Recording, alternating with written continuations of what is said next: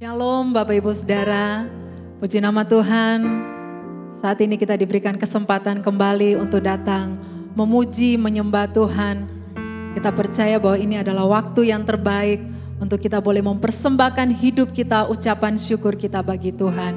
Karena Tuhan yang kita sembah adalah Tuhan yang begitu baik dan sangat baik dalam kehidupan kita. Mari kita berdoa bersama-sama. Kami bersyukur Tuhan karena saat ini Engkau memberikan kami waktu dan kesempatan kembali untuk datang memuji menyembah Engkau. Tuhan kami yang senantiasa memelihara hidup kami dari hari ke hari sampai saat ini Tuhan. Kami mempersiapkan hidup kami untuk membawa persembahan pujian kami.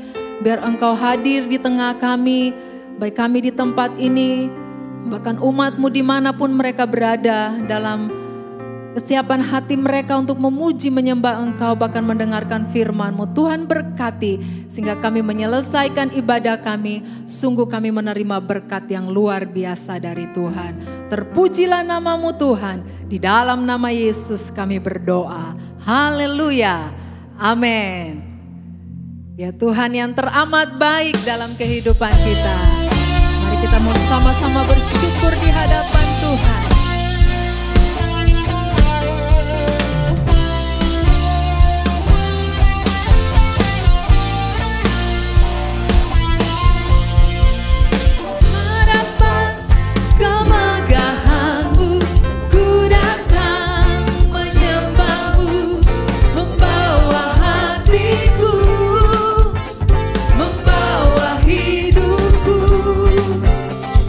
Teringat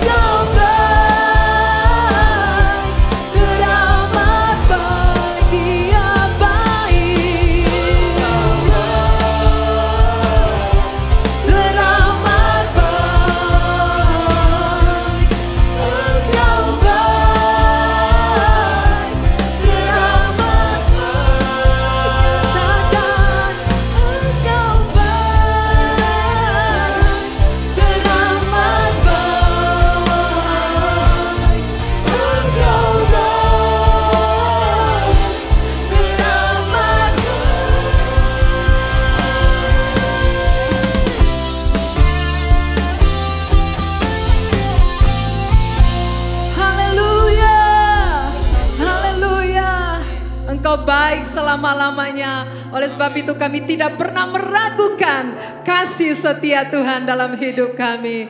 Kami mau terus berjalan bersama dengan Tuhan. Haleluya. Tepuk tangan bagi Tuhan yang baik.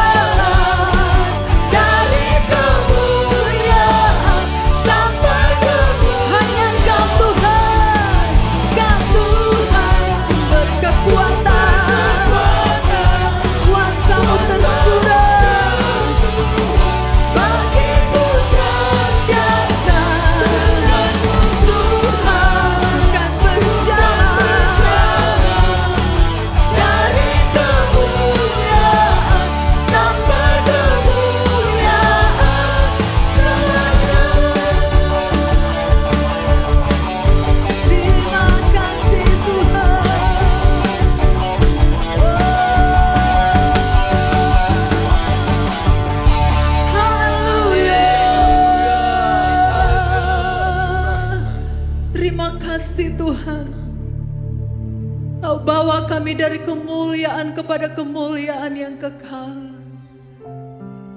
Kami tahu kami terus bersama dengan Tuhan yang besar, Tuhan yang hidup, yang setia menuntun dan menuntun setiap langkah kami hari demi hari, melewati setiap persoalan hidup kami.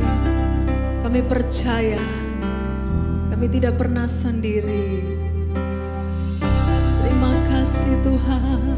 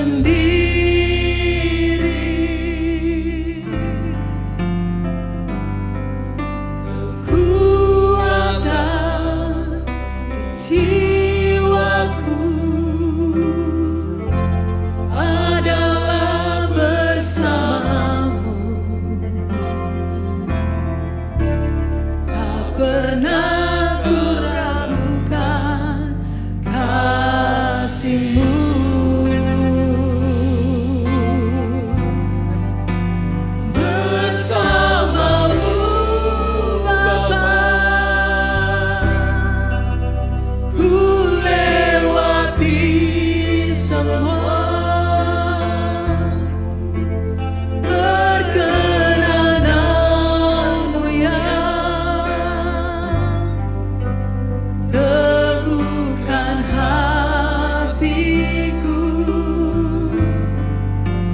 Engkau yang bertindak, memberi pertolongan.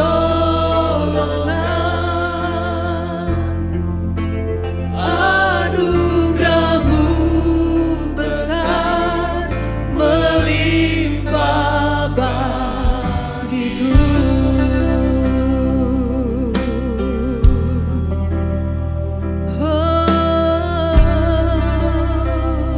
Engkau ada bersamaku, Engkau ada bersamaku di setiap musim hidupku. Kami tidak meragukan kasih, pernah Kau biarkan sendiri. Kami percaya kekuatan di jiwaku adalah bersama-Mu. Tak pernah ku ragukan kasih-Mu.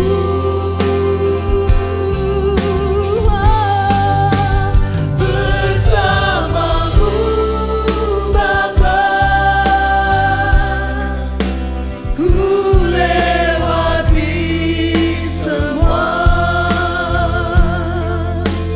perkenanan-Mu yang teguhkan hatiku. Engkau yang bertindak, memberi pertolongan. Anugerah-Mu besar melimpah bagiku.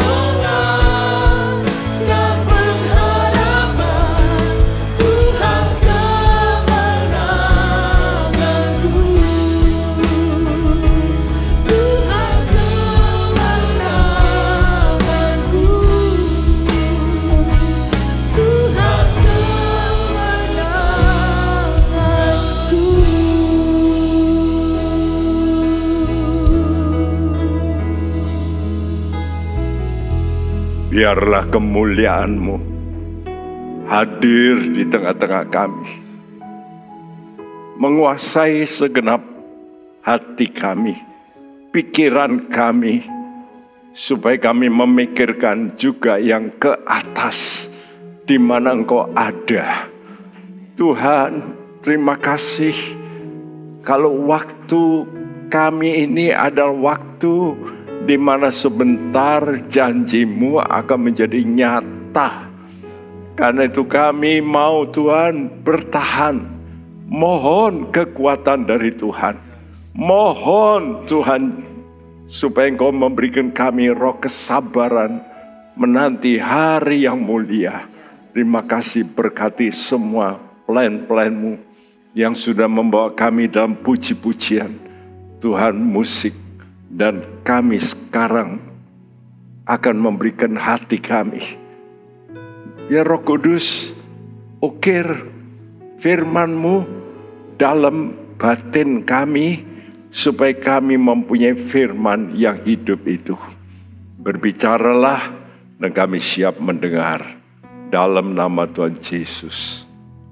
Semua yang percaya berkata bersama, amin. Shalom teman-teman dalam Kristus. Kita mendekati hari-hari yang sangat krusial. Ya, Alkitab mengatakan bahwa banyak orang akan jatuh murtad. Namun kita anak-anak Tuhan diberi kesempatan untuk mendengar firman supaya kita benar-benar menjadi kuat. Nah, hari ini saya mau berbicara tentang tanda kandidat rapture. Jadi kalau saudara itu kandidat, ya, yang pasti akan diangkat oleh Tuhan, saudara mesti mempunyai satu tanda. 2 minggu lalu saya sudah memberikan tentang syarat-syarat rapture.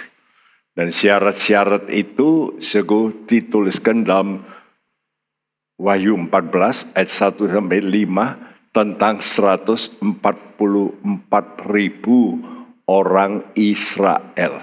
Jadi kalau orang Israel saja yang menjadi gereja Tuhan pada akhir zaman, diberi syarat-syarat yang jelas, maka kita pun juga harus memenuhi syarat-syarat itu.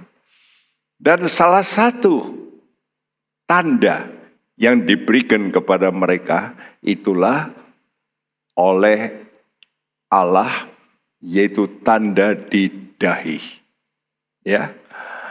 Untuk ini mari kita membacakan apa yang terjadi, yang akan terjadi pada akhir zaman ini untuk jemaat Israel yang jumlahnya 144.000 itu, seperti tertulis dalam Wahyu 7 ayat 1 sampai 4. Kemudian daripada itu, aku melihat 4 malaikat berdiri pada keempat penjuru bumi, dan mereka menahan keempat angin bumi, supaya jangan ada angin bertiup di darat, atau di laut, atau di pohon-pohon. Dan aku melihat seorang malaikat lain muncul dari tempat matahari terbit. Ia membawa meterai Allah yang hidup, dan ia berseru dengan suara nyaring kepada keempat malaikat yang ditugaskan untuk merusakkan bumi dan laut. Katanya, janganlah merusakkan bumi atau laut, atau pohon-pohon sebelum kami memeteraikan hamba-hamba Allah kami pada dahi mereka. Dan aku mendengar jumlah mereka yang dimeteraikan itu 144.000 yang telah dimeteraikan dari semua suku keturunan Israel. Jadi saudara melihat pada akhir zaman nanti maka ada kelompok orang Israel yang percaya kepada Yesus yang akan dimeteraikan. Oleh malaikat ini dikatakan ia membawa meterai Allah yang hidup. Meterai dari Allah yang hidup. Jadi kalau Allah yang hidup pasti juga akan melakukan segala perkara yang nyata, yang hidup, ya. Dan ada satu perintah, jangan merusakkan bumi atau laut atau pohon-pohon sebelum kami memeteraikan hamba-hamba Allah kami pada dahi mereka. Jelas kalau saudara mau menjadi orang yang akan mengalami rapture, saudara harus menjadi hamba, menjadi pelayannya Tuhan. Artinya orang yang siap menurut perintah-perintah dari Tuhan Yesus, ya. Dan untuk ini, untuk orang Israel 144.000, ya. Nah demikian juga saat kita percaya dan menerima Yesus sebagai Allah yang menjadi manusia. Dalam 1 Yohanes 4 dikatakan, Spirit yang mempercayai Allah menjadi manusia, itu spiritnya Allah. Tapi kalau ada orang-orang yang tidak mau percaya bahwa Allah itu berinkarnasi menjadi manusia, maka Tuhan golongkan mereka sebagai antikris. Jadi betapa pentingnya pengakuan Yesus memang menjadi manusia itu betul-betul Allah. Ini sangat-sangat vital. Inilah yang namanya kekristenan yang benar. Sebab banyak agama Kristen walaupun pakai slogan Kristen, mereka tidak percaya bahwa Yesus itu Allah. Mereka percaya Yesus itu ciptaan Allah yang paling tinggi, ya, saudara tua yang memberi contoh, tapi bukan Allah. Nah itu kita tolak. Kita percaya betul bahwa Yesus itu Allah yang menjadi manusia, yang punya fungsi menjadi penebus dosa. Ya, saudaraku, orang yang percaya ini dimeteraikan oleh Roh Kudus. Tapi sayang, seringkali walaupun sudah percaya, lalu tidak menurut. Karena Yesus itu bukan hanya kita percayai, kata Paulus dalam Roma pasal 10, percaya dan mengaku Yesus itu Tuhan, Tuhan. Nah, pengakuan itu menunjukkan bahwa kita harus namanya taat. Nah, Roh Kudus ini apa sebenarnya? Efesus 1 ayat 14 berkata, dan Roh Kudus itu adalah jaminan bagian kita sampai kita memperoleh seluruhnya, yaitu penebusan yang menjadikan kita milik Allah untuk memuji kemuliaan-Nya. Ya, Roh Kudus itu jaminan. Suku. Satu namanya seperti orang kalau mau beli barang, dia bayar dulu down payment, ya. Jadi memberikan bayaran dulu, dijamin bahwa itu memang nanti akan dibeli dan nanti akan dibayar, ya. Jadi Roh Kudus itu jaminan bagian kita sampai kita memperoleh seluruhnya. Seluruh janji Allah. Oleh karena itu Roh Kudus ini diberikan dengan cara supaya kita mengalami secara progresif. Makin lama makin banyak bagian dari Allah yang diimpartasikan kepada kita oleh Roh Kudus. Sehingga kita betul-betul menjadi milik Allah yang komplit, yang akan menjadi sama seperti Yesus. Itu tujuannya. Karena itu jaminan ini merupakan, yaitu Roh Kudus ini merupakan transformator. Ia akan mengubah dari kemuliaan kepada kemuliaan. 2 Korintus 3 ayat 18 mengatakan itu. Roh Kudus itu diberikan sebagai jaminan supaya mengubah kita. Karena itu kita mesti belajar untuk namanya peka, ya, menurut kepada suara Roh Kudus, bukan suara daging. Karena daging dan roh itu bertentangan.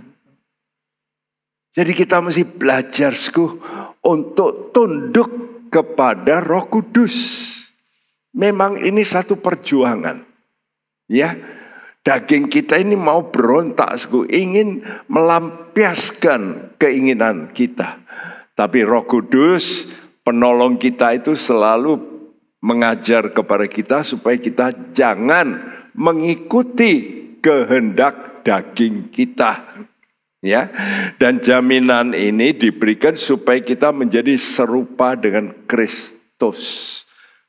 Serupa dengan Kristus bagaimana? Bertubuh kemuliaan.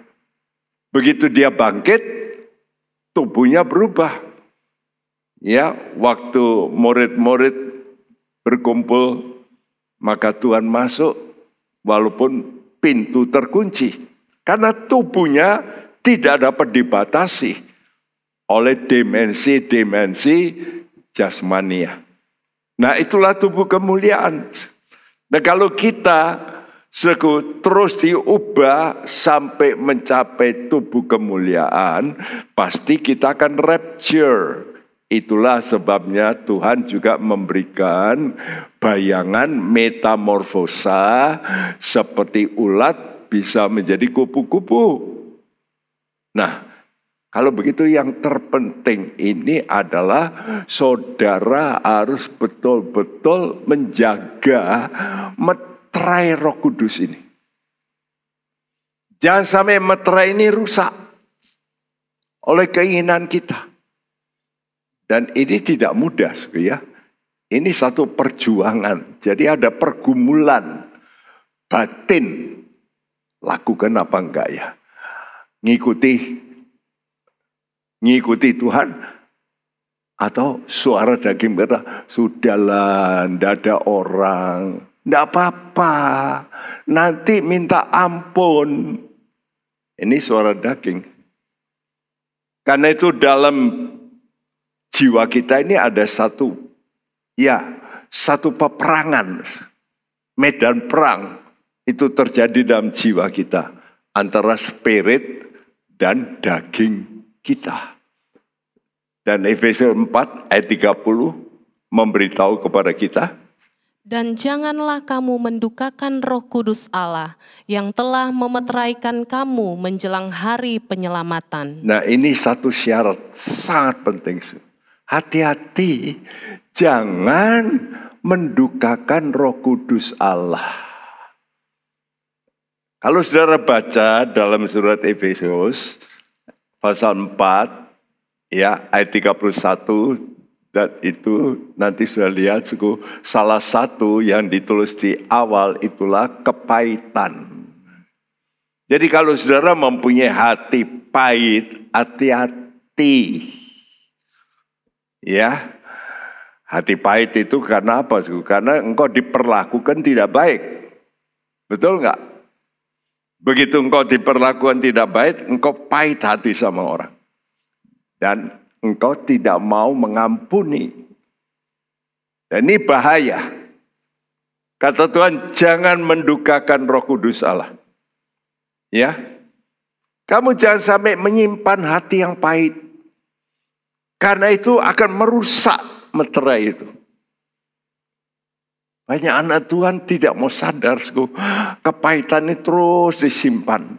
Ya, dia tidak mau mengampuni, total menerima. Kalau engkau bisa mengampuni, engkau juga menerima. Itu baru betul-betul pengampunan yang genuine, yang sejati. Karena itu salah satu yang penting tanda bahwa engkau punya meterai Roh Kudus ini, engkau belajar mengeluh dalam roh. Saya beri gambar ini, orang yang mengeluh. Ya. Tapi dalam keluhan itu pikirannya, saya beri gambar, inset, rapture. Gak apa-apalah, saya mengeluh. Ya. Mengeluh kenapa? Karena ada satu konflik dalam jiwa. Dan konflik dalam jiwa ini, itu pilihan. Kita mau mengikuti daging, enak, ya, atau nuruti Tuhan. Nuruti Tuhan enak apa enggak? Enggak enak untuk daging. Karena itu saya tuliskan, mengeluh dalam roh karena memilih lebih baik menuruti roh kebenaran daripada bersenang dalam dosa, tapi melawan kebenaran. Wah, ini tidak mudah, ya. Biasanya tawaran itu datang, ada konflik dalam batin kita, kita mesti fight, kita mesti bergumul, seperti Yesus di Taman Getsemani. Itu konflik yang luar biasa. Sampai dia rasanya mau mati. Aduh, harus ngikuti. Ya, padahal aku nggak salah. Tapi kok harus menderita. Nah, ini nggak gampang. Karena itu mari kita membaca dalam Roma 8 ayat 22 sampai 23. Sebab kita tahu bahwa sampai sekarang segala makhluk sama-sama mengeluh dan sama-sama merasa sakit bersalin.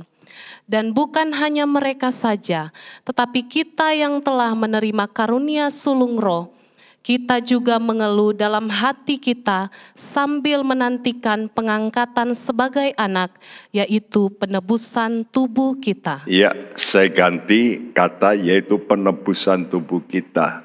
Dalam bahasa Indonesia, LAI katakan pembebasan tubuh kita.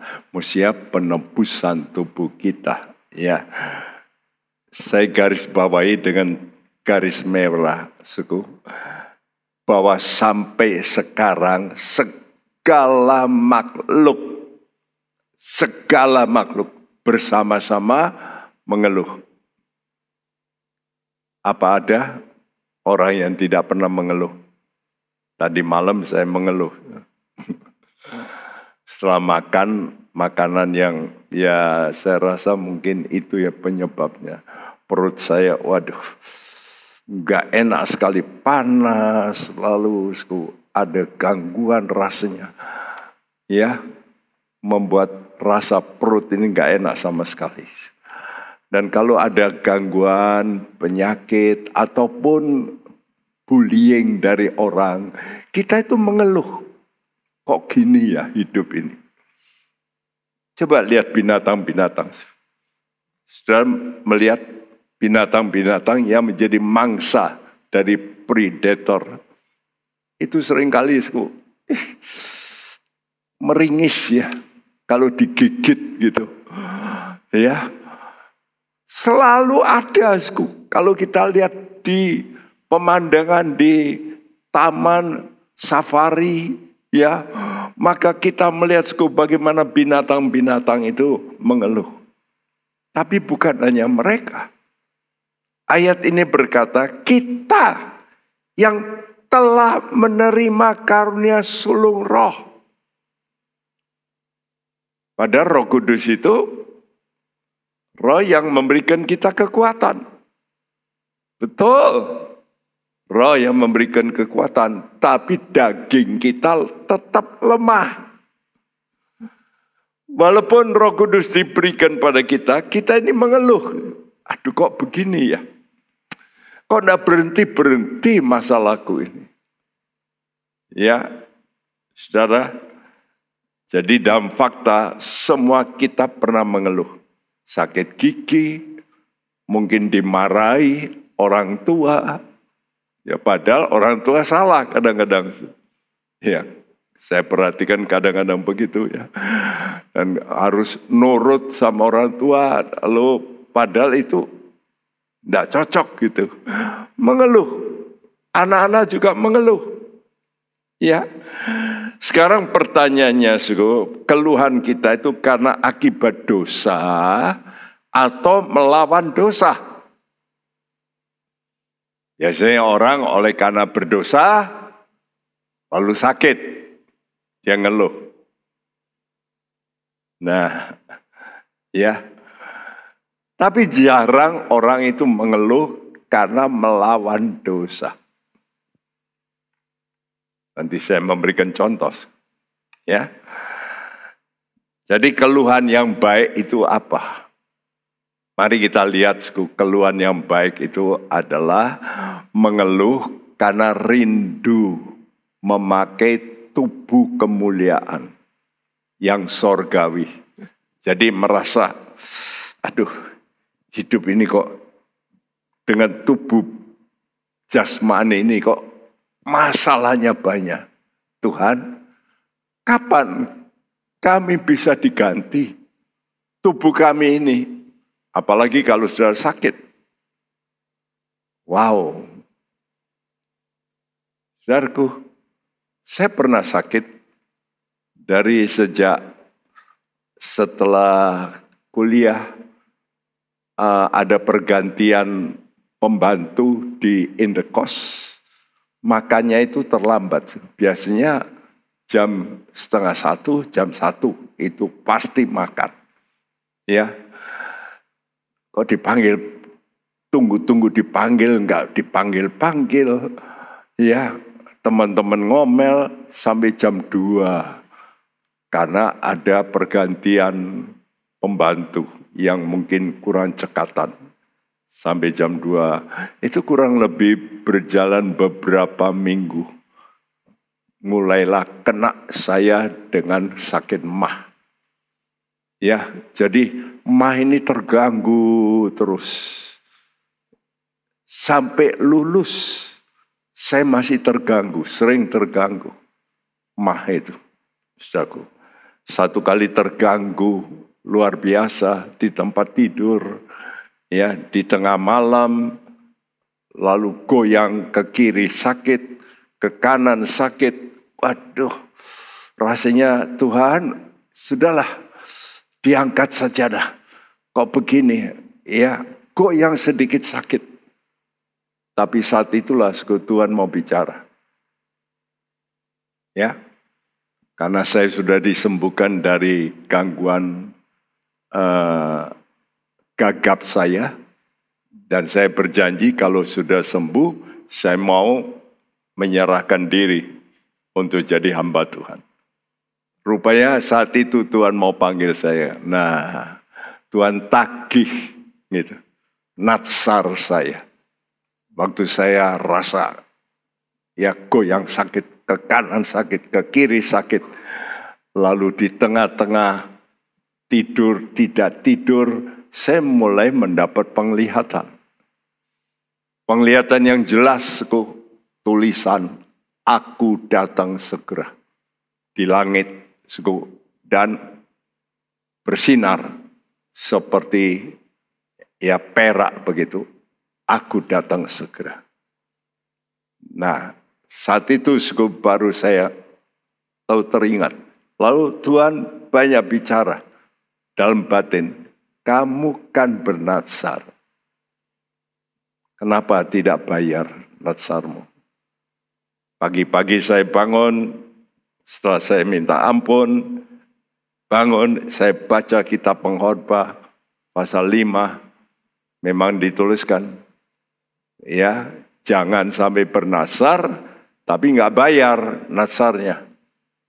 Wah, saya berkata, oke Tuhan, saya angkat tangan, saya menyerahkan diri. Ya, saudaraku, jadi kita seperti apa yang dikatakan oleh Paulus dalam 2 Korintus 5 ayat 1-3 yang berbunyi seperti ini. Karena kami tahu bahwa jika kemah tempat kediaman kita di bumi ini dibongkar, Allah telah menyediakan suatu tempat kediaman di sorga bagi kita. Suatu tempat kediaman yang kekal, yang tidak dibuat oleh tangan manusia.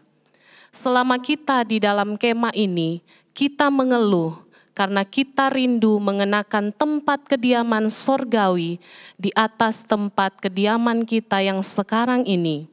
Sebab dengan demikian kita berpakaian dan tidak kedapatan telanjang. Saudara, perhatikan kata-kata ini. Tubuh saudara ini harus diganti dengan yang namanya yaitu pakaian kemuliaan. Ayat ini berkata, jadi kita mesti rindu untuk diganti ya cangkang kita ini, rumah kita yang sekarang ini sebetulnya di mata Tuhan telanjang. Ya, kita tidak berpakaian. Bayangin kalau orang masuk di airport, sekarang ini ada selain pakai sensor yang biasa, yang besar, ada lagi sensor yang masuk lalu diperiksa karena dicurigai. Saya lihat waktu di Kuala Lumpur ada, di Jakarta ada orang-orang tertentu harus masuk ke situ. Lalu saya perhatikan, lalu bisa kelihatan tubuhnya itu. Tapi tidak telanjang ya, tapi kalau bersih berarti dia tidak bawa apa-apa. Ya, jadi di mata Tuhan kita ini semua telanjang. Kenapa? Karena pakaian kemuliaan dirusak oleh dosa.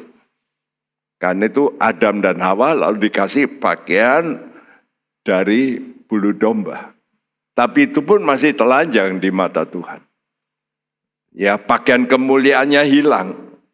Nah, Paulus berkata, selama kita diam dalam kemah ini, yaitu pakai tubuh dosa ini, kita ini mengeluh.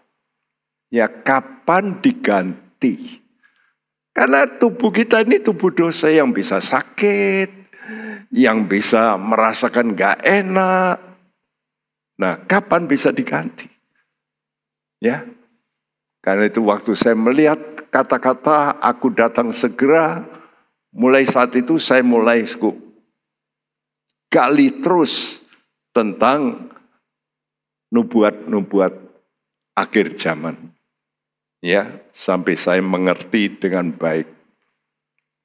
Nah, saudara, jadi mengeluh karena rindu. Rindu apa? Rindu lepas dari dominasi tubuh dosa. Tubuh kita ini tubuh dosa. Kita ingin supaya kita ini kalau bisa jangan sampai pakai tubuh ini. Karena tubuh ini terus mengajak kita berbuat dosa. Karena itu kalau saudara sudah menjadi orang Kristen yang benar, saudara bukan hanya senang kalau diberkati, dapat ya ini itu berkat jasmani. Itu yang saya melihat masih banyak orang begitu. Tapi nggak pernah rindu kapan ya tubuhku ini bisa diubah. Supaya aku nggak berbuat dosa lagi. Kalau sudah mempunyai kerinduan itu, saudara itu sebetulnya kerinduanmu bagus sekali. Itu namanya saudara mengeluh karena rindu memakai tubuh sorgawi. Ya. Diulangi 2 Korintus 5 ayat 1-3 tidak perlu dibaca, tapi saya tekankan ayat 2. Selama kita di dalam kemah ini, kita mengeluh. Mengeluh karena apa? Karena kita rindu. Rindu apa? Rindu mengenakan tempat kediaman sorgawi. Ya. Berarti kita ingin ganti tubuh. Karena tubuh kita ini tempat roh dan jiwa kita bermukim. Jadi jiwa dan roh kita ini diam dalam tubuh jasmani kita ini. Tapi tubuh jasmani ini tubuh dosa. Yang sering mengajak kita berbuat dosa. Ya. Dan kita mesti mengeluh. Dan disinilah doa-doa itu dipanjatkan. Karena itu kalau ada doa tangisan, bukan nangis oleh karena kekurangan ini, kekurangan. Tapi saudara berkata, Tuhan, kapan toh Tuhan? Tubuhku ini diganti. Tubuhku ini yang menjadi masalah. Ya. Nah, setiap orang percaya harus tahu kebenaran ini. Bahwa dalam diri tiap manusia itu punya dua segi. Ya, yaitu manusia dalam, inner man atau inward man. Manusia batinia.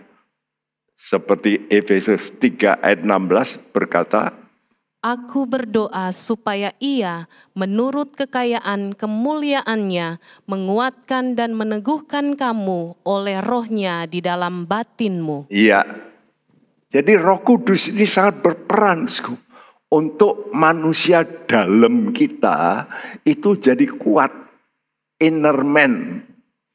Dan inner man ini orang dalam kita inilah yang sifatnya nanti kekal.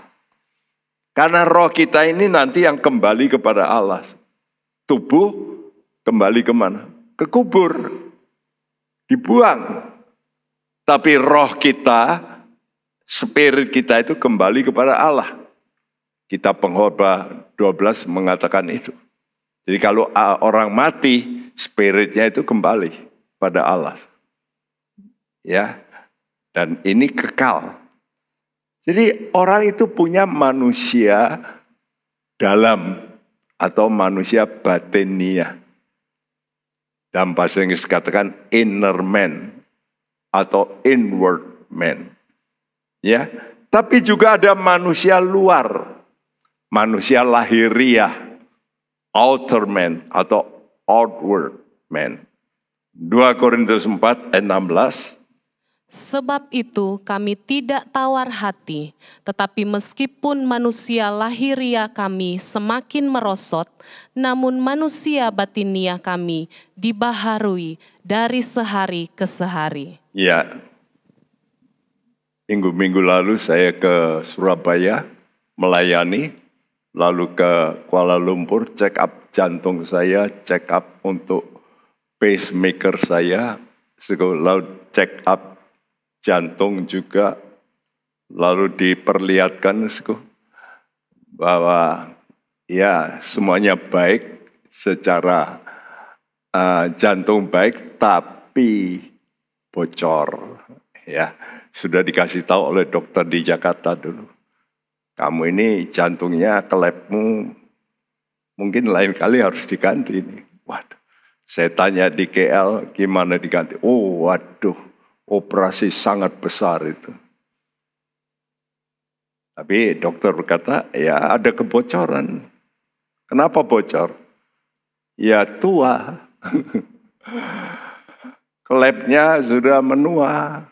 Ya, mau apa gitu loh. Kan mesti mati. Ya.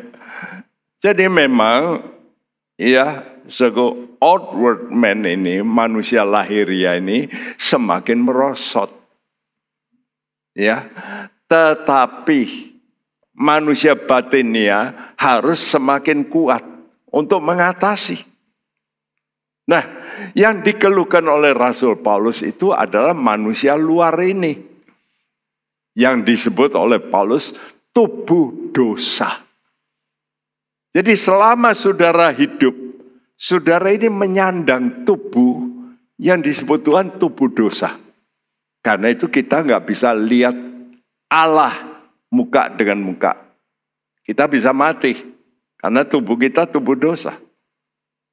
Bahkan disebut oleh Paulus tubuh kita tubuh maut. Karena itu Paulus menjerit. Dia sadar dirinya itu masih menyandang tubuh dosa. Dia berkata dalam Roma 7 ayat 24, aku manusia celaka. Ini seorang rasul besar. Jadi waktu dia nulis surat Roma ini, dia sudah menjadi rasul. Tapi dia berkata apa? Aku manusia celaka. Kebanyakan kita, kalau kita punya posisi hebat, apalagi rasul itu luar biasa. Kita berkata, aku manusia, waduh, pilihan hebat. Aku sempurna. Paulus berkata apa? Aku celaka. Kenapa celaka? Karena masih pakai tubuh dosa. Gak mungkin bisa sempurna. Belum mencapai kesempurnaan itu belum. Menuju, tapi belum.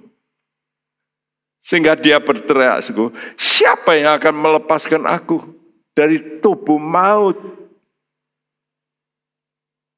Jadi keluhan yang benar itu adalah keluhan karena sadar menyandang tubuh dosa. Dan ini banyak orang nggak pernah mengeluh. Banyak orang mengeluh karena kalau sakit, kalau dibully orang, kalau dibenci orang, ya, kalau mungkin difitnah, waduh, kita mengeluh. Sebetulnya jangan begitu. Justru keluhan yang paling penting itu keluhan, kenapa saya ini masih punya kehendak yang salah. Walaupun kau hebat, seperti Paulus ini. Dia berkata, aku ingin berbuat baik. Tapi selalu jahat yang hadir. Ya, jadi keinginan daging ini membawa kita perbuatan dosa. Yang akhirnya tentu bawa maut. Inilah pengakuan Paulus dalam Roma 7 ayat 18-23. Perhatikan yang saya tuliskan merah ini yang bahaya. Ya, dan pernyataannya yang huruf putih. Coba dibacakan. Sebab aku tahu bahwa di dalam aku, yaitu di dalam aku sebagai manusia, tidak ada sesuatu yang baik. Sebab kehendak memang ada di dalam aku, tetapi bukan hal berbuat apa yang baik. Sebab bukan apa yang aku kehendaki, yaitu yang baik yang aku perbuat, melainkan apa yang tidak aku kehendaki, yaitu yang jahat yang aku perbuat. Jadi, jika aku berbuat apa yang tidak aku kehendaki, maka bukan lagi aku yang memperbuatnya, tetapi dosa yang diam di dalam aku. Demikianlah aku dapat hukum ini. Jika aku menghendaki berbuat apa yang baik, yang jahat itu ada padaku. Sebab di dalam batinku aku suka akan hukum Allah, tetapi di dalam anggota-anggota tubuhku aku melihat hukum lain yang berjuang melawan hukum akal budiku dan membuat aku menjadi tawanan hukum dosa yang ada di dalam anggota-anggota tubuhku. Ya, tulisan ini ditulis oleh Paulus waktu dia sudah menjadi rasul yang hebat. Ini ditulis surat Roma. Jadi waktu dia menulis ini sudah menjadi orang yang dewasa rohani, yang sudah melihat Yesus, ya. Dan ini ditulis dalam bentuk present tense. Jadi dia bukan dulu aku ini begini, bukan. Tapi sekarang, ya, dalam diriku sebagai manusia tidak ada sesuatu yang baik. Wah, ini banyak kali beda sama orang-orang yang merasa aku ini sudah hebat, aku ini sudah banyak berjuang, aku ini sudah banyak loh melakukan yang bagus-bagus. Paulus berkata apa? Dalam diriku tidak ada apa yang baik. Kenapa?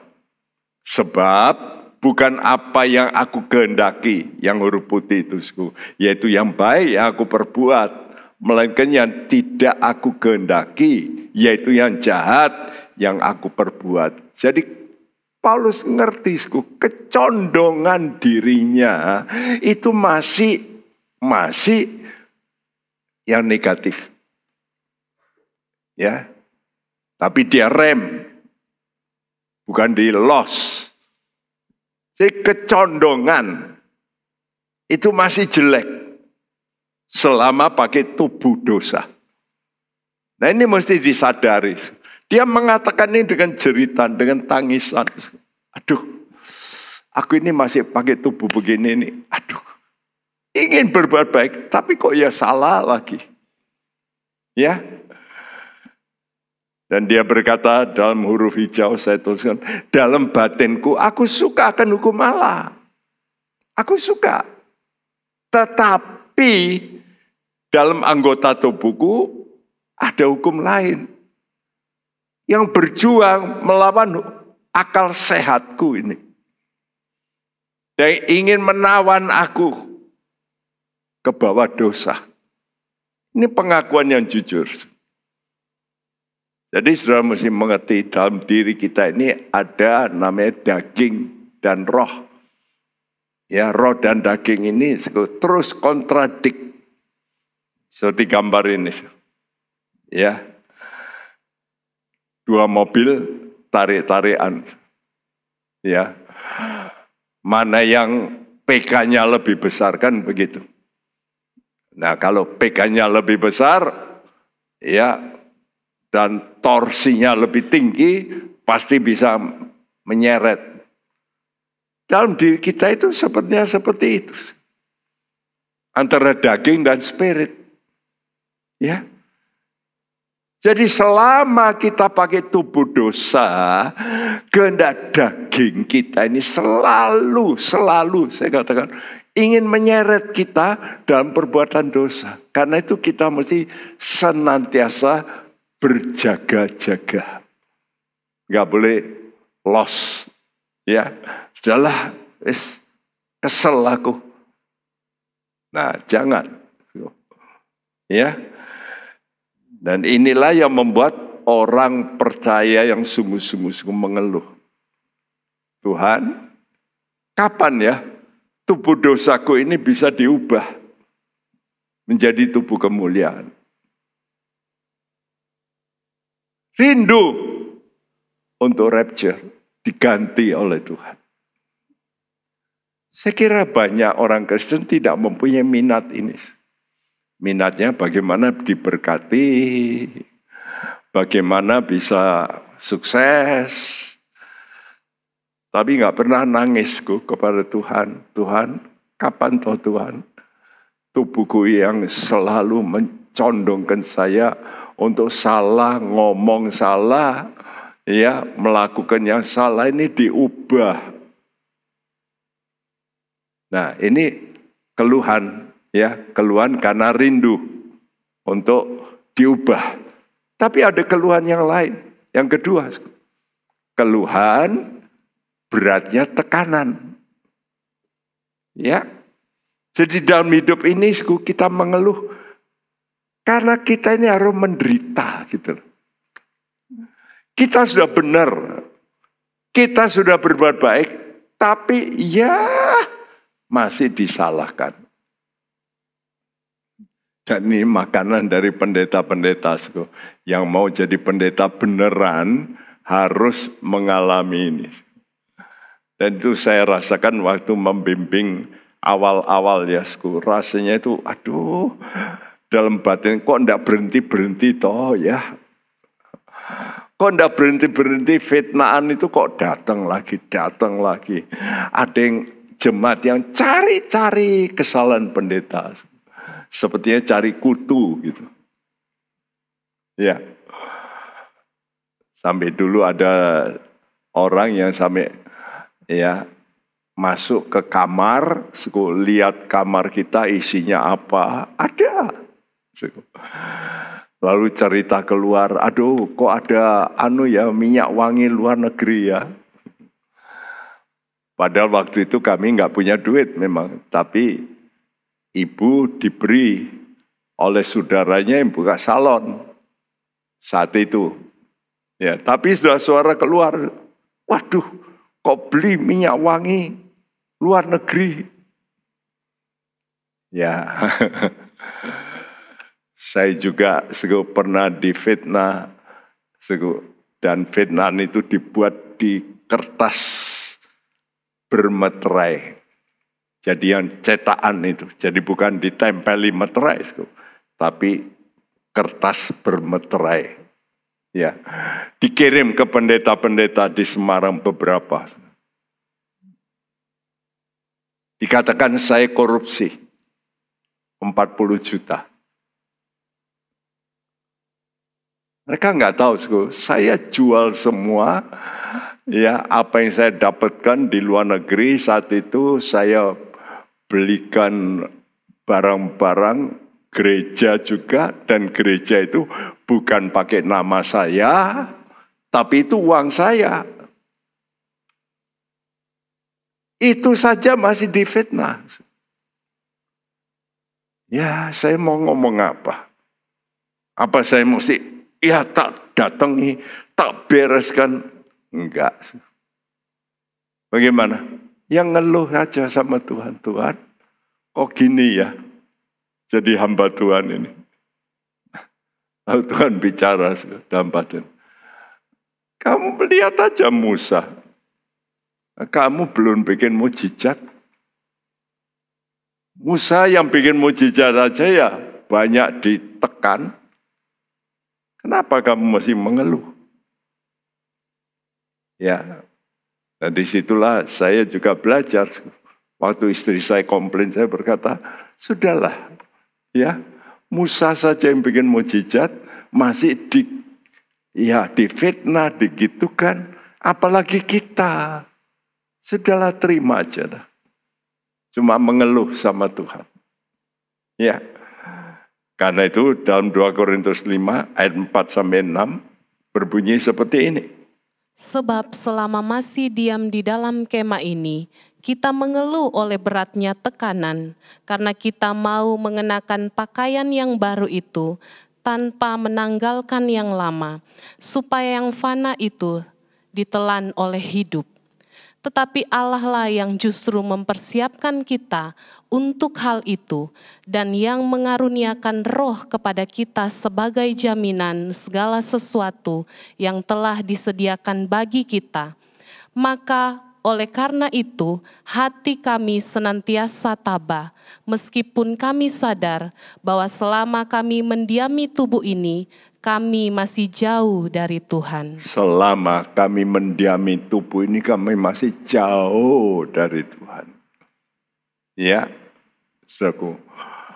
Paulus berkata bahwa kami ini tinggal dalam kemah. Tubuhnya ini seperti kemah. Mengeluh oleh beratnya tekanan. Sudah lihat kalau orang berkemah, kena angin, kena hujan, wah goyang-goyang, aduh rasanya berat. Ya, lalu ada binatang-binatang, betul enggak? Tapi ayat ini berkata apa? Tapi Allah lah yang justru mempersiapkan kita untuk hal itu. Dan mengaruniakan Roh. Nah, ini untuk memberikan jaminan kamu ini nggak apa-apa. Berat tekananmu itu nggak apa-apa, sebentar aja dah. Jadi arti mengeluh oleh beratnya tekanan, ya dalam bahasa Inggris katakan being burdened. Jelas ini dalam bentuk pasif. Artinya bukan dilakukan sehingga salah begitu, tapi karena dari luar. Jadi menyatakan derita dalam batin karena dibebani oleh hal-hal yang sebenarnya bukan kesalahan. Bukan kesalahannya, tapi justru karena sikap yang benar. Ya.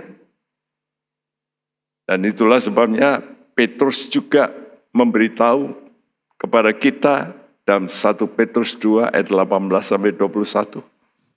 Hai kamu hamba-hamba, tunduklah dengan penuh ketakutan kepada Tuanmu, bukan saja kepada yang baik dan peramah, tetapi juga kepada yang bengis.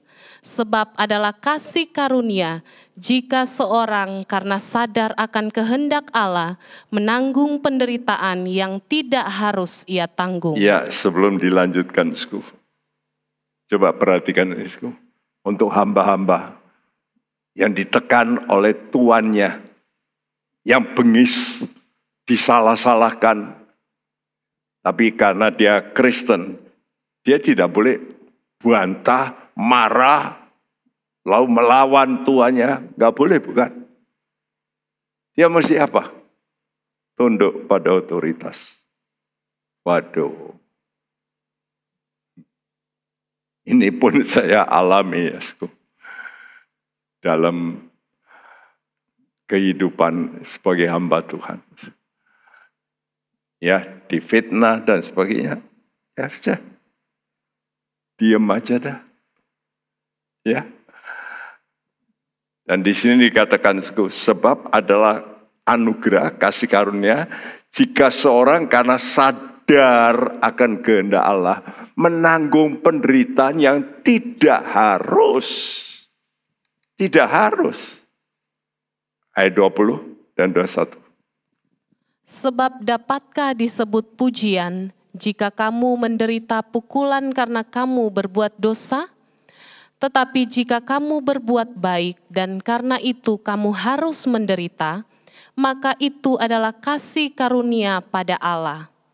Sebab untuk itulah kamu dipanggil, karena Kristus pun telah menderita untuk kamu dan telah meninggalkan teladan bagimu, supaya kamu mengikuti jejaknya. Ya, saudara, setiap kali saudara mengalami hal-hal yang gak enak, coba saudara lihat Kristus. Hatimu akan leleh, oh iyalah, gak apa-apa. Yesus saja Allah yang gak ada cacat, yang gak ada dosa, yang berbuat baik, yang bikin mujizat, ya tetap disalahkan. Apalagi kita. Ya. Karena itu Itu kasih karunia.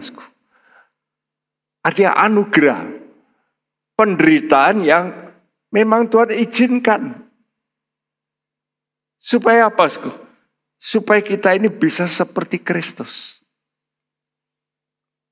Banyak orang rela, oke lah saya menderita karena salah. Itu pun banyak yang nggak mau. Apalagi menderita karena tidak salah. Ya.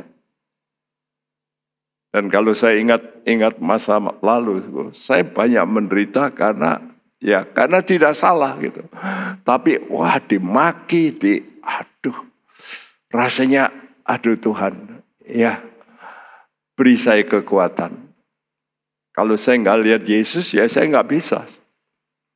Nah inilah sikap kandidat rapture, menerima penderitaan yang dianugerahkan. Jadi ada penderitaan yang dianugerahkan. Ada. Filipi 1 ayat 9. Sebab kepada kamu dikaruniakan bukan saja untuk percaya kepada Kristus, melainkan juga untuk menderita untuk Dia. Ya, kepada kamu bukan hanya dianugerahkan percaya. Nah, ini sudah banyak orang, percaya itu satu anugerah. Tapi waktu dikasih penderitaan, menolak. Sebetulnya penderitaan itu juga anugerah. Anugerah untuk membuat hidup kita ini tough, tahan, sanggup. Dan kalau sudah mau mempunyai kepastian, pasti rapture. Coba terima. Ya, rela menderita karena Yesus. Ya, dalam Filipi katakan untuk menderita untuk Dia. Untuk apa? Untuk kebenaran oleh karena firman. Nah, kalau saudara sudah mencapai ini, maka 2 Timotius 1 ayat 5 mengatakan suatu bukti tentang adilnya penghakiman Allah yang menyatakan bahwa kamu layak menjadi warga kerajaan Allah. Layak jadi warga kerajaan Allah. Artinya, saudara pasti rapture. Kamu yang sekarang, now, menderita karena kerajaan itu. Berarti saudara rapture sebelum masa sengsara. Kenapa? Karena saudara mau sengsara sekarang. Jadi sengsara sekarang itu karena pilihan mau. Kalau kita nggak mau menderita karena benar, saudara nanti akan menderita zaman antikris, masa sengsara. Karena itu marilah, sekarang kita ini kalau sudah menderita, engkau lihat Yesus saja. Yesus nggak salah, masih menderita. Musa nggak salah, ia menderita. Apalagi kita. Mari kita mau berkata, Tuhan, saya mau ikut Engkau. Mataku biar tertuju padamu. Aku tidak boleh melihat si A, si B, tapi aku mau melihat Engkau. Yesus, Engkau teladan kami. Dan pasti Engkau akan mengalami rapture. Ini tanda yang luar biasa. Mengeluh karena kebenaran. Mengeluh dalam roh. Tuhan, beri aku kekuatan untuk setia mengikut Engkau sampai akhir. Haleluya.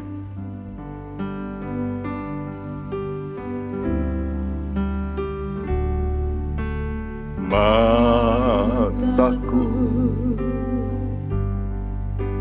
tertuju padamu, segenap hidupku, amin, ku serahkan padamu. Bimbing aku, yes Tuhan, masuk rencana-Mu untuk membesarkan kerajaan-Mu.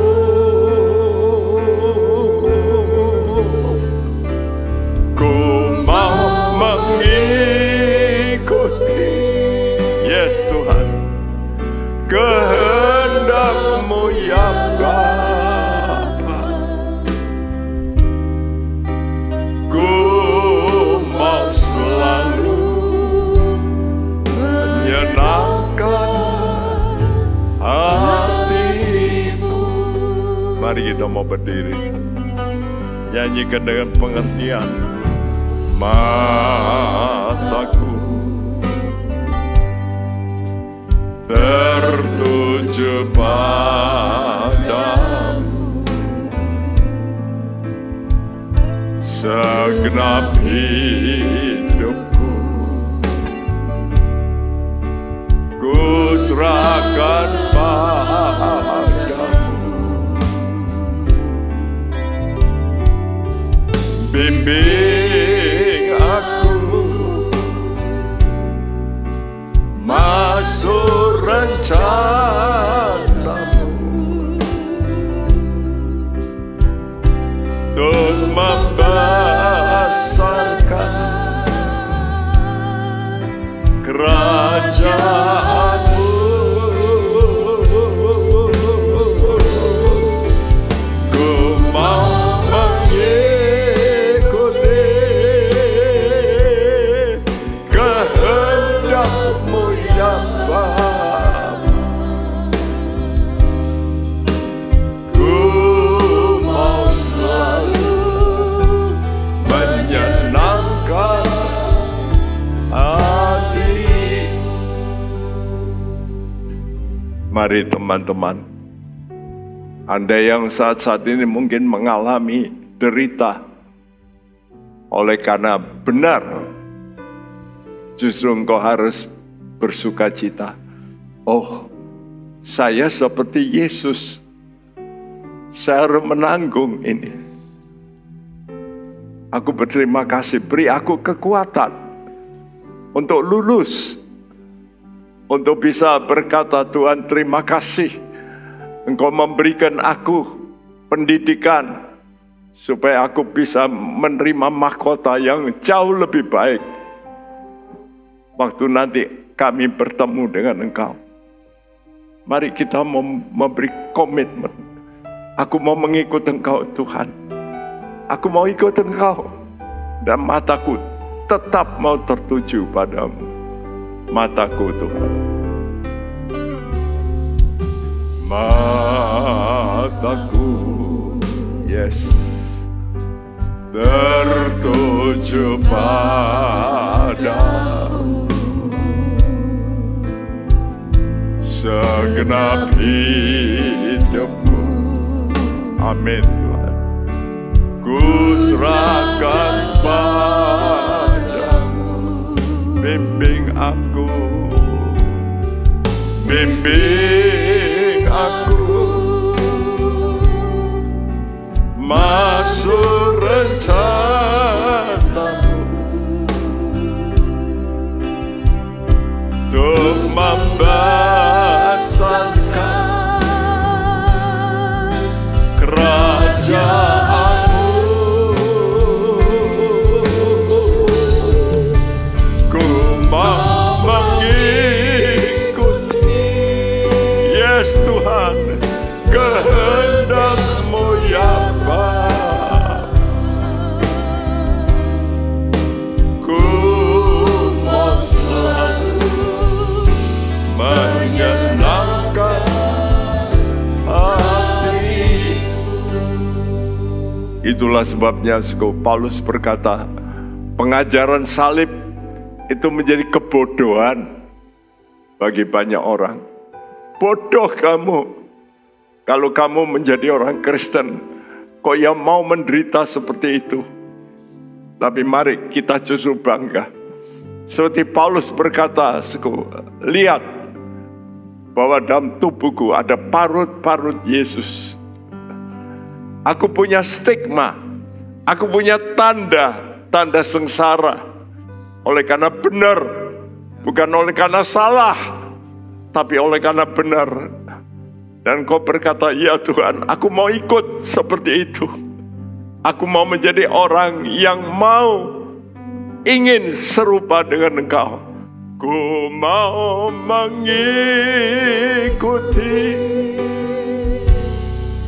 kehendak-Mu ya Bapa. Ku mau selalu menyenangkan hati-Mu. Ku mau mengikuti, ku mau buat komitmen ini, kehendak-Mu ya Bapa. Ku mau selalu menyenangkan hati-Mu. Sekali lagi, ku mau mengikuti, ku mau mengikuti. Yes Tuhan. Kehendak-Mu ya Bapa. Ku mau selalu menyenangkan hati-Mu. Ku mau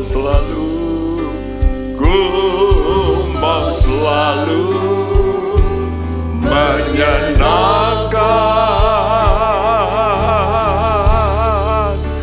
hati-Mu.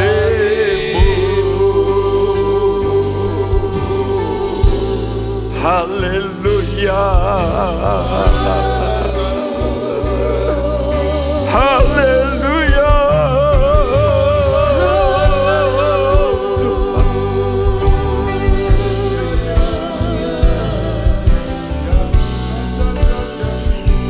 Haleluya.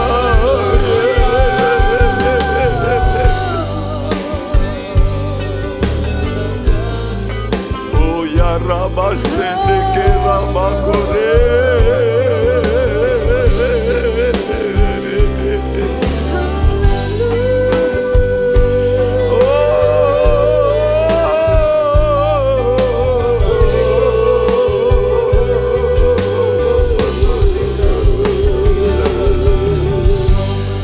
Hati kami berglori Tuhan, berglori dalam penderitaan kami karena Engkau.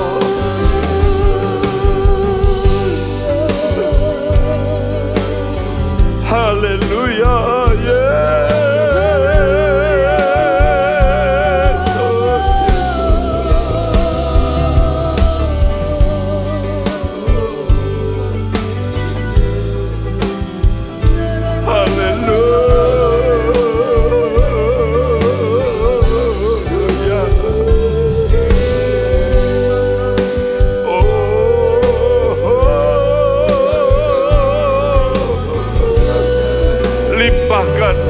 Roh-Mu yang kuat Tuhan. Semakin banyak penderitaan anak-Mu, penghiburan-Mu biar semakin limpah.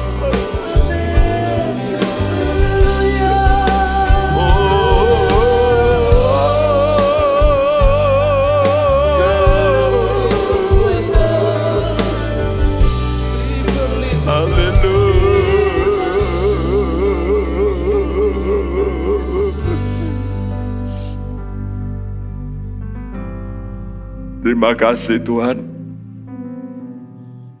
Biar firman-Mu mengajar kami, mendidik kami serupa dengan Engkau. Tuhan, supaya kami bukan hanya mencari kepuasan daging kami, tapi kami mau Tuhan memuaskan hati-Mu, memuaskan keinginan-Mu, supaya kami mempunyai sifat yang serupa dengan Engkau. Engkau tolong kepada kami. Kami tahu Roh-Mu yang kudus Engkau akan limpahkan lebih lagi dan lebih lagi kepada anak-anak-Mu yang mau menuruti jalan-jalan-Mu. Terima kasih Tuhan, terima kasih. Karena kami tahu penderitaan kami tidak sebanding dengan apa yang kami akan alami. Kemuliaan yang kekal yang kami akan nampak satu kali. Dan kami akan berglori. Berterima kasih karena Engkau mengajar kami yang benar. Dan supaya kami boleh masuk dalam kemuliaan yang kekal selama-lamanya.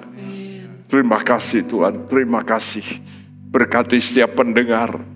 Tuhan, ubahkan firman-Mu menjadi benar-benar rema, menjadi kekuatan, menjadi biji yang akan tumbuh, bertunas, berkembang, berbuah, dan menyukakan hati Tuhan. Terima kasih. Berkati juga pemerintahan kami. Tuhan, masa transisi yang akan datang, kiranya Tuhan turut campur di tengah kemelut dunia, supaya kami tetap setia sampai akhir. Dan sebelum kami berpisah, kami tadakan tangan kami. Saudaraku, terimalah berkat daripada Allah Bapa kita, dari Tuhan kita Yesus Kristus, dalam persekutuan Roh Kudus. Tuhan memberkati engkau dan melindungi engkau. Tuhan menyinari engkau dengan wajah-Nya dan memberi engkau kasih karunia.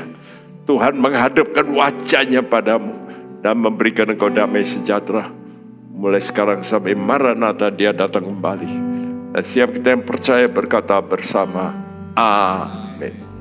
Tuhan memberkati. Donasi darah massal diundur hari Sabtu 15 Juni jam 9 sampai jam 12 siang di GBT Kristus Alpha Omega Gajah Mada, Ruang Sion. Selamat datang di Sekolah Tinggi Teologi Kristus Alpha Omega Semarang. STTKAO didirikan oleh Pendeta Insinyur Timotius Subekti pada 29 Agustus 1991. Berlokasi di daerah perbukitan dan pengembangan Kota Semarang, BSB City. STTKAO mendedikasikan sebuah inovasi pada 5 program studi, yaitu Sarjana Teologi, Sarjana Pendidikan Agama Kristen, Sarjana Musik Gereja, Magister Teologi, Magister Pendidikan Agama Kristen. STTKAO menyediakan lingkungan belajar yang kondusif, nyaman, dan efektif untuk menciptakan lulusan hamba Tuhan yang terbaik, berintegritas, dan berkarakter seperti Kristus yang tanggap terhadap tantangan perkembangan zaman. STTKAO berkomitmen membekali mahasiswa dengan teologia kontekstual dan aplikatif, serta kemampuan-kemampuan pelayanan praktis untuk menjadi transformator di tempat pelayanan. STTKAO telah terakreditasi oleh BAN PT. STTKAO berkembang seiring perkembangan zaman dengan menggunakan teknologi untuk menjawab kebutuhan pendidikan saat ini. Membuka pendaftaran mahasiswa baru gelombang kedua tanggal 11 Mei sampai dengan 19 Juli 2024. Mari bergabung bersama kami di Sekolah Tinggi Teologi Kristus Alpha Omega Semarang. Isilah hidup kita dengan menyenangkan hati Tuhan. Sungguh anugerah Tuhan kalau kita masih boleh hidup. Menjadi bijaksana adalah awal dari takut akan Tuhan. Gunakan waktu. Mari kita takut akan Tuhan. Bergabunglah dengan Pendeta Timotius Subekti dalam program Suara Alpha Omega. Hanya di Live Channel. Penyaluran kolekte maupun persembahan lainnya dapat dilakukan melalui transfer ke nomor rekening gereja dengan nomor 009 707 2071 atas nama Megawati dan Lee Irwande atau dengan scan QR Code berikut ini. Bagi jemaat Tuhan yang rindu mendapatkan informasi seputar kegiatan gereja, renungan harian, dan lain-lain melalui WhatsApp gereja, Anda dapat mendaftar dengan cara ketik BC spasi on dan mengirimkan ke WA gereja dengan nomor 0815 7802 2000.